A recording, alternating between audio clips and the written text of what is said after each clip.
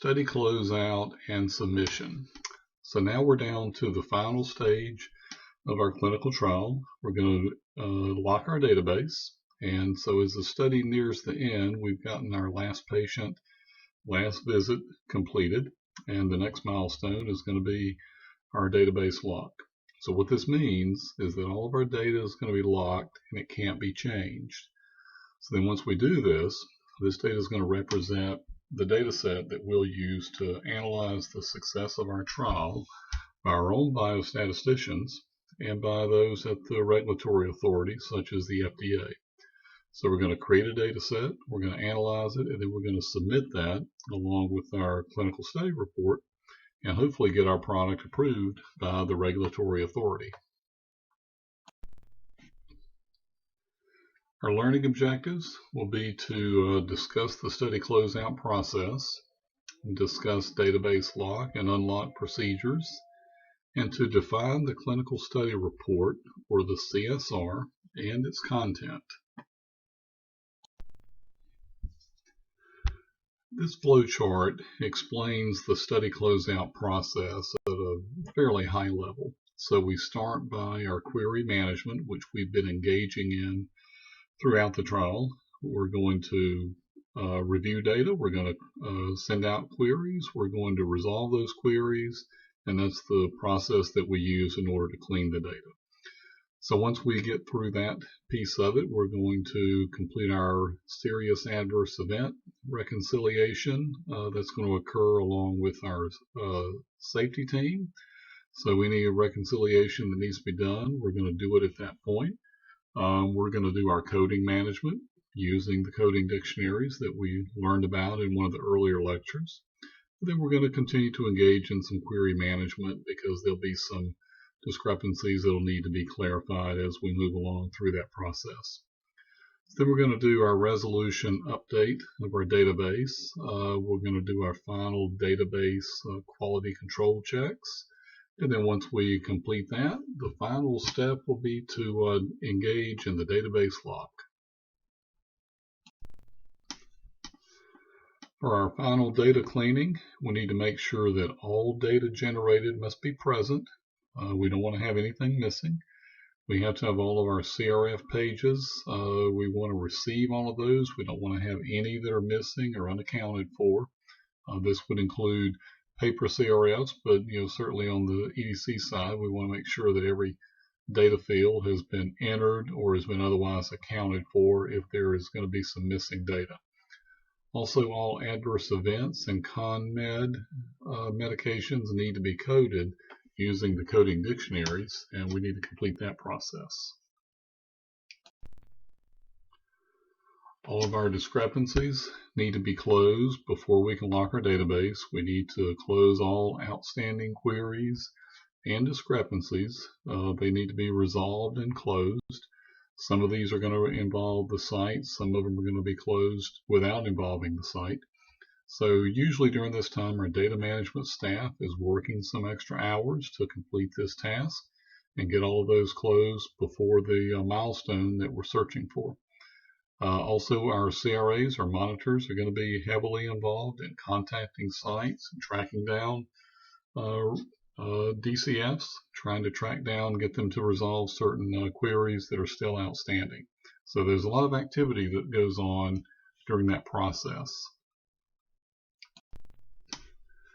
So at this point, we're going to do a data freeze or a soft lock. And what this means is that this occurs after all the CRF pages and data clarification forms have been received and entered. What we're going to do, we're going to lock out the site personnel, lock them out of the database so that no entries can be made. And then this enables the data management staff, our medical monitors, and others that need to review the data, gives them a chance to review it with the understanding that the sites are not allowed to go in there and change anything because they won't have access to do so. And then more than likely we're going to have to issue some new queries if necessary, and normally we're going to have to do that in order to clarify things that we discover during that review process. We're going to have some clinical database quality control checks. These are done during the trial and before the database lock. So periodically during the course of our trial, we're going to do some quality control checks just to make sure we haven't missed anything and find any discrepancies that we might discover. This is going to be a review of the data by individuals. And then we're also going to reconcile the data with other systems. For example, our serious adverse event database with our vendor data or data that comes from other sources. So these periodic quality control checks they're the process of performing quality control on our data review and query resolution process. We normally perform these at certain intervals during the data collection and cleaning process. And what we'll do is we'll pull up a series of discrepancies of DCFs, and we'll make sure that they were actioned correctly, that indeed they were conducted according to our standard. And it's a specific process that's going to be documented in our data management plan. And then these QC tasks are recorded in our clinical database and are part of the audit trail, so they get date and time stamped, so that way somebody else can come back at some later point and know who performed the quality control and at what point they performed that. At this time, we'll also do some additional review of data by individuals, and normally what will happen is our data management staff will review data for problems that aren't easily detected by the programmed edit checks. Some examples of these would be maybe you have an unusual number of adverse events or concomitant medications that are reported or maybe are not reported. We touched on that in some of the earlier lectures about how that's a trend that we want to certainly detect that as soon as possible. We might have, for example, verbatim names that are not recorded or not corrected by the coding dictionaries, either the MEDRA dictionary or the World Health Organization drug dictionary. We might have some unusual values or outliers that the edit checks just didn't detect for some reason. So these are some of the things that when we review it when an individual reviews it, we can detect these things sometimes a little easier than our edit checks can. We're also going to reconcile data with other systems. A good example of that is the safety or the serious adverse event database, which will be maintained by our safety team.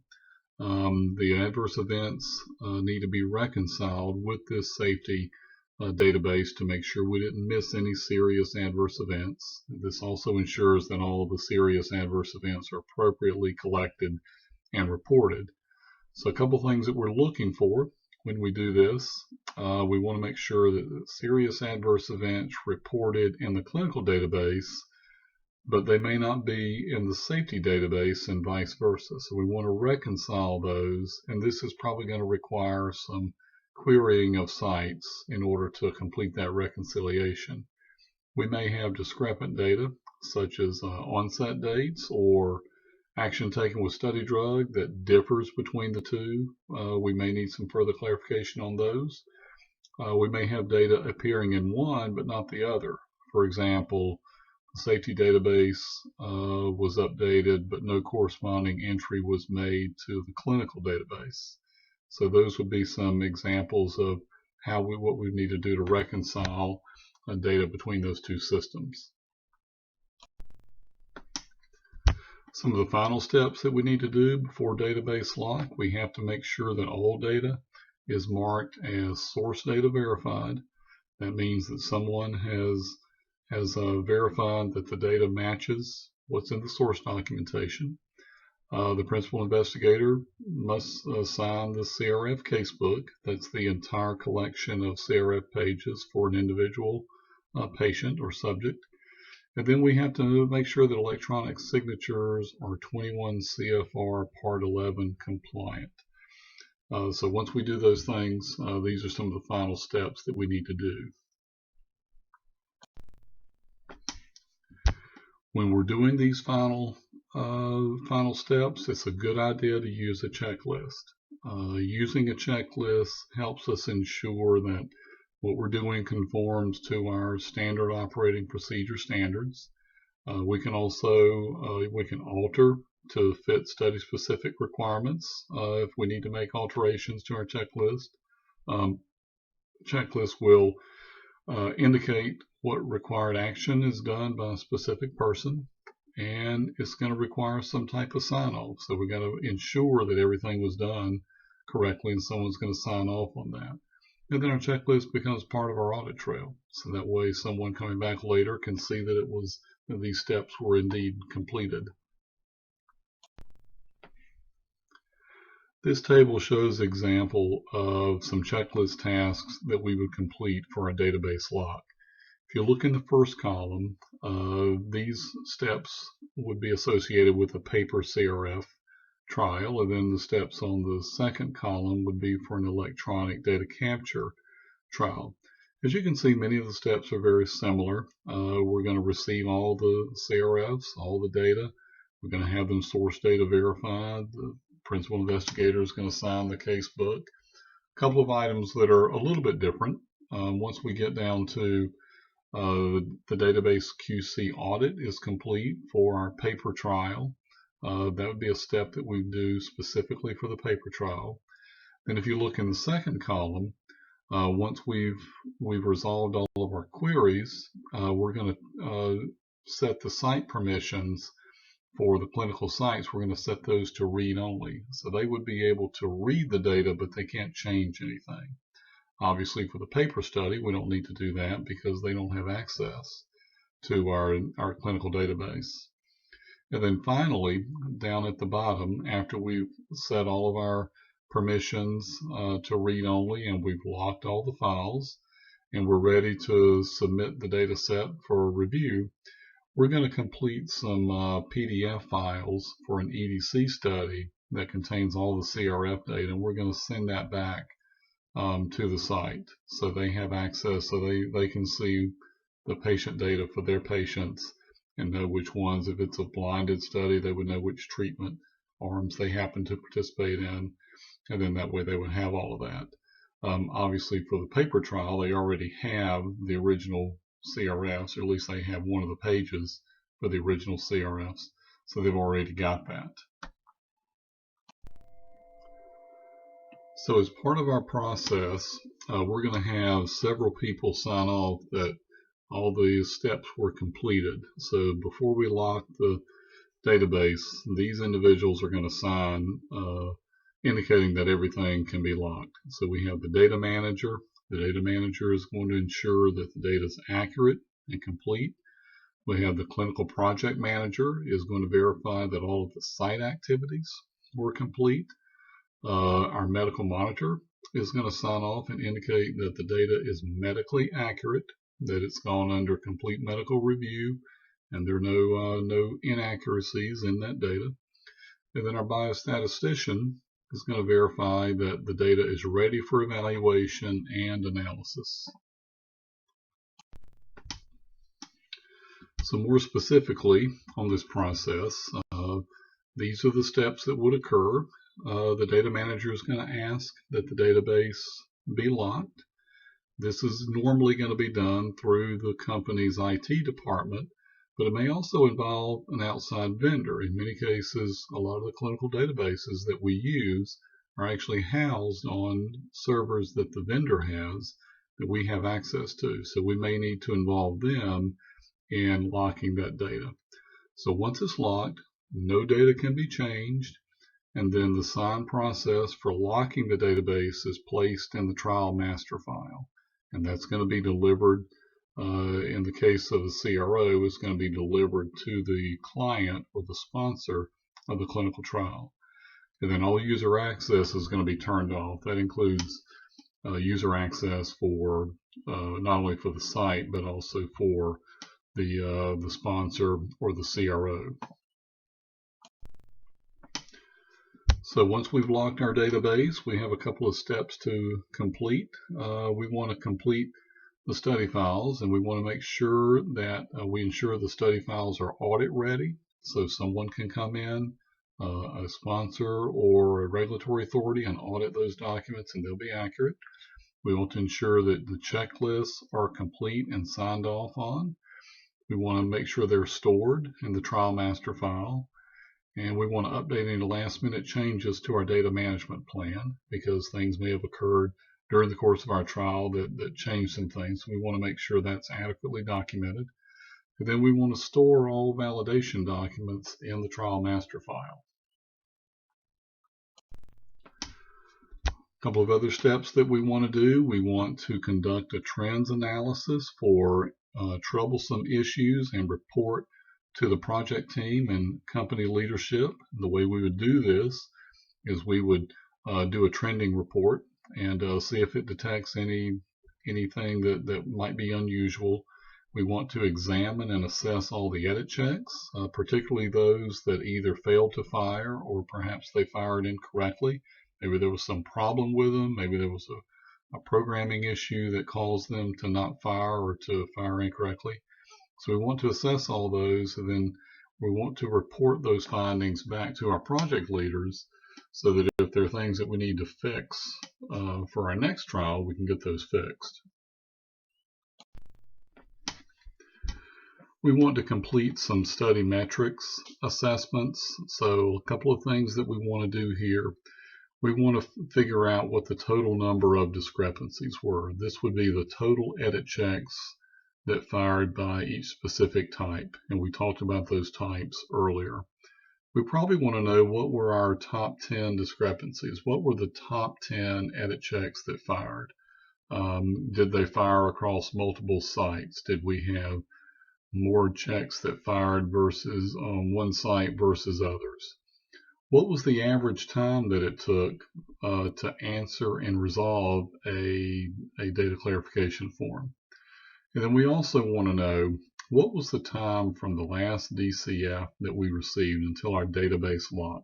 We want to shorten this amount of time as much as possible, but we do want to allow enough time to do our reconciliation and our final data reviews and QCs before we lock our database.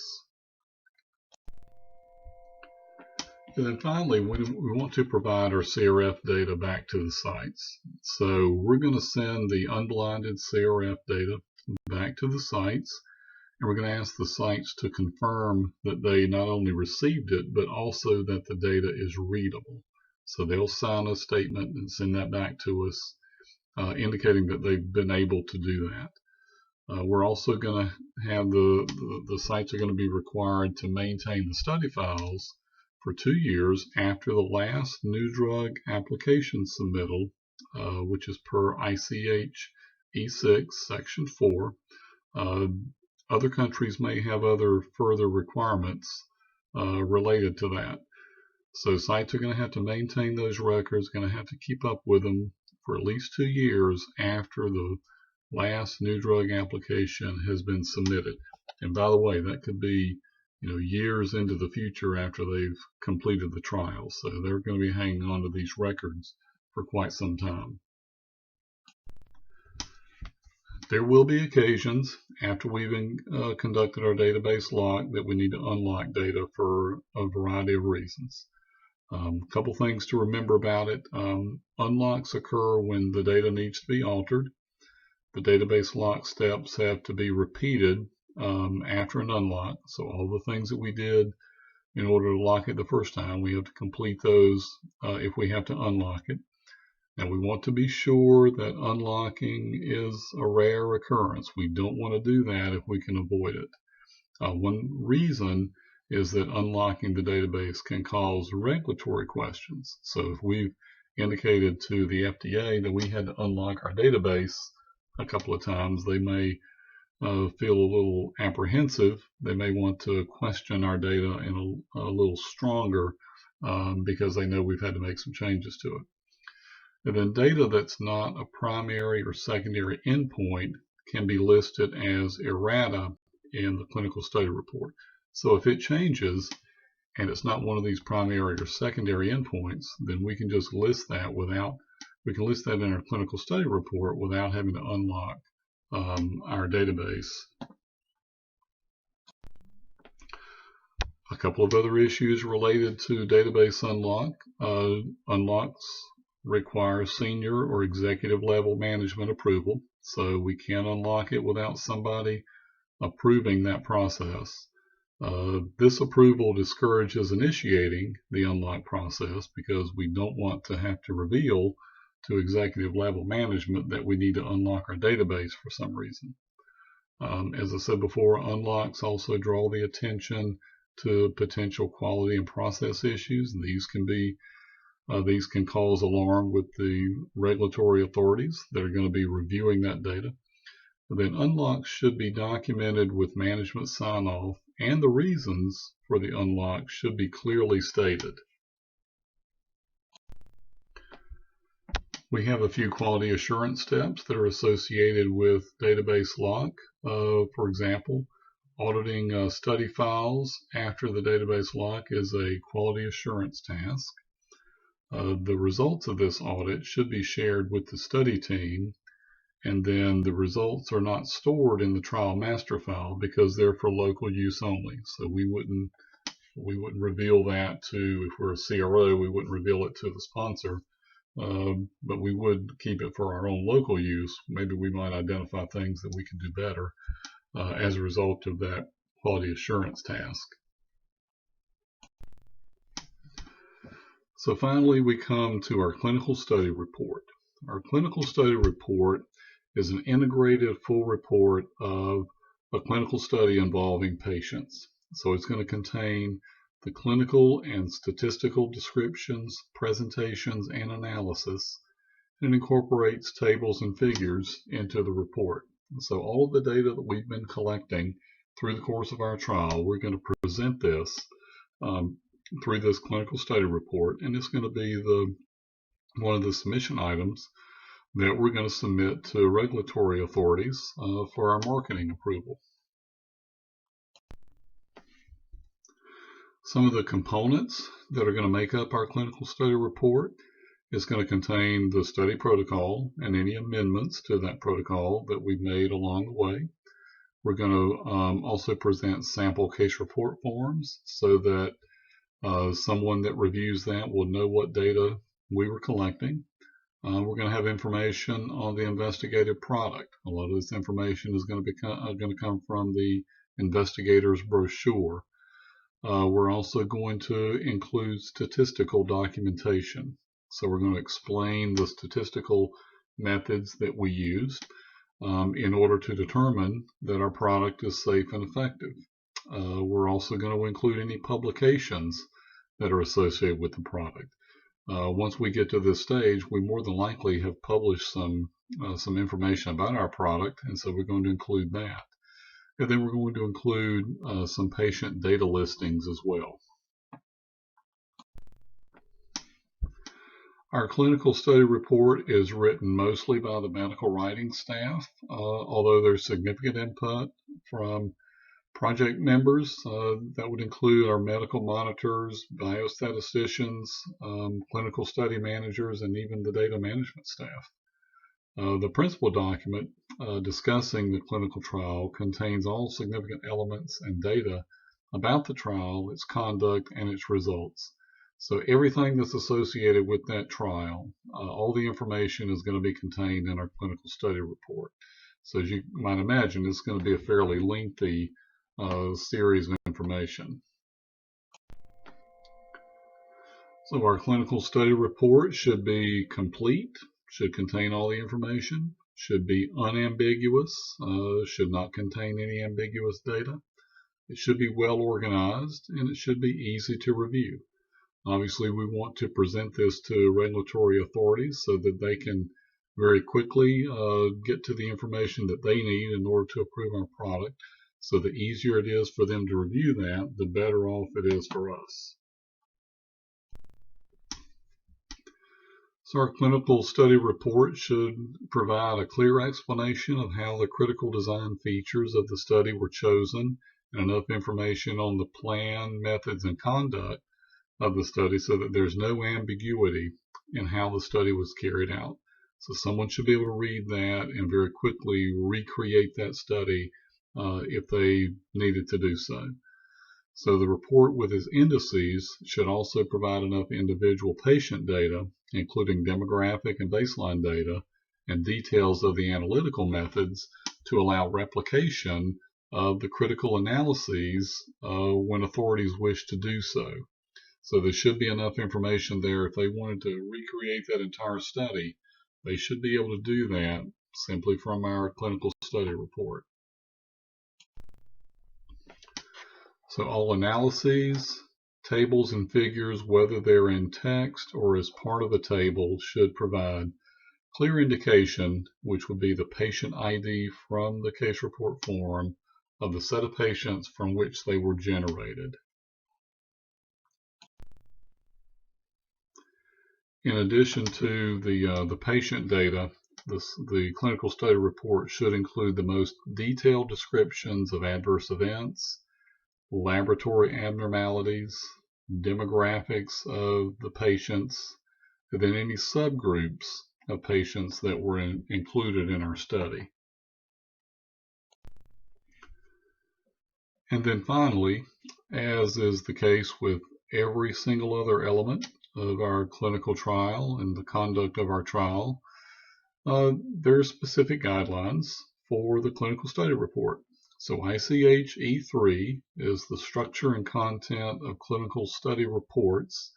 This contains the section titles and a description of each section that should appear in our clinical study report. So we can easily pull that down from the ICH E3 website. I've even posted a copy of that on Blackboard for you to take a look at. So it'll give you a description of what's contained in each section of the clinical study report.